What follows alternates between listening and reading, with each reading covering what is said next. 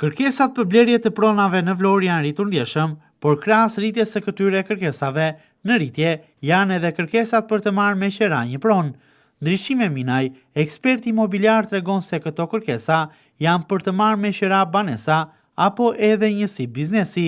Sipas tij, në kërkesat bizotrojnë perëndimorët, të cilët janë kryesisht në moshë të tretë.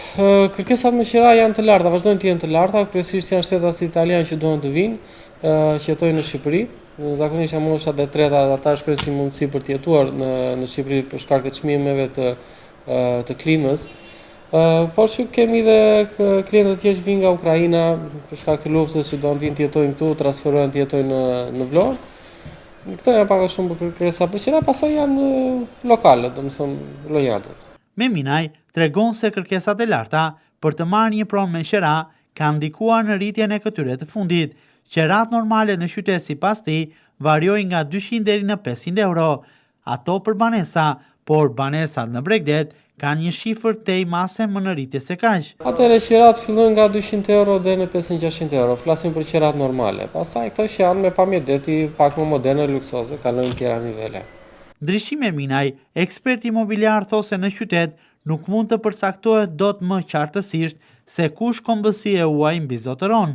Sipas tij, në Vlorë po blejnë dhe po marrin me qera prona shtetas me kombësi të ndryshme, duke mos patur një dominuese. Atëherë tani në Shqipëri dhe në Vlorë është bërë mix, nuk është se janë më që mund të themi më fokus siç ka qenë më para polakët. Tani kemi nga gjithë Europa, nuk e përcaktojnë dot më që janë në vendet lindore apo në vendet perëndimore. Pak në tregu mund të flas për zyrën tonë, nuk e di për zyrat e tjera, por që është bërë mix. Tregu është përhapur. Shqipërinë shkojnë si mundësi të mirë investimi, po thoj shumë vendet e Evropës. Nëse marrim në referencë qerat e banesave, ato janë dyfishuar në krahasim me 5 vite më parë.